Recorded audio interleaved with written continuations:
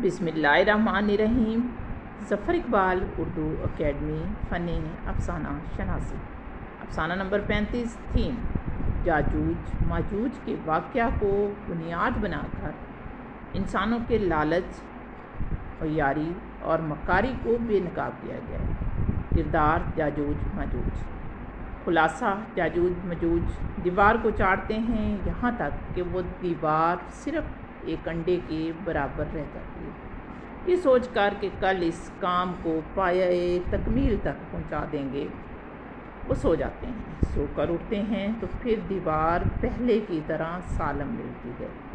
ابھی دیوار ختم بھی نہیں ہوتی ہے کہ اس کے بعد حاصل ہونے والے فائدے کے لالچ میں یاجوج اور ماجوج کے درمیان لڑائی شروع ہو جاتی ہے اور وہ ایک دوسرے کی اولاد کو مارنے پر آمادہ ہو جاتے ہیں۔ ان کے اختلافات اتنے بڑھ جاتے ہیں کہ وہ دونوں ایک دوسرے کی نسلوں کو ختم کر دیتے ہیں اور دیوار جوں کی توں کھڑی رہتی ہے۔ انتظار حسین نے وہ جو دیوار نہ چاٹ سکے میں سد سکندری اور یاجوج ماجوج کے عمل کو علامتی و اساطیری معنویت کے ساتھ اس طرح سے بھرتا ہے کہ وہ آج کا قصہ معلوم ہونے لگتا ہے۔ یاجوج و ماجوج ایسے قبائل کا مجموعہ ہے جو انسانی اور جسمانی معاشرتی اعتبار سے عجیب و غریب زندگی کے حامی ہیں، جن کا کام صرف دیوار کو چاٹنا ہے، لیکن وہ دیوار کی بجائے ایک دوسرے کو چاٹنے لگتے ہیں، یہاں تک کہ ان کی چاٹ سے انسان کے احساسات و جذبات گھٹ کر انڈے کے چھلکے کی مانند رہ جاتے ہیں۔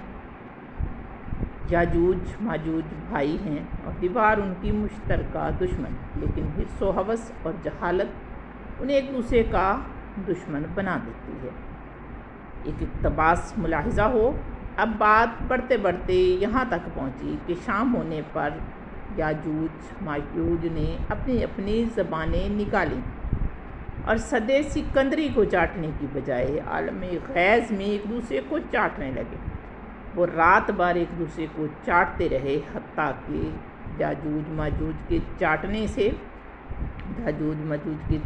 سے وہ انڈے کی مثال رہ گیا۔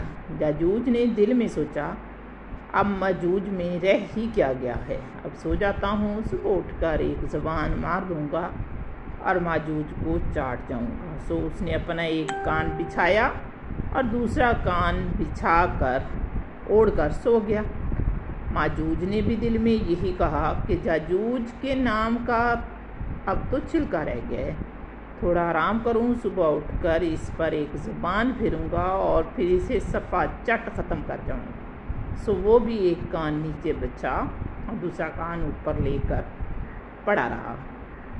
انتظار حسین نے اساطیری انداز میں انسان کی حرص، ہوس اور خود غرضی کو ظاہر کیا ہے۔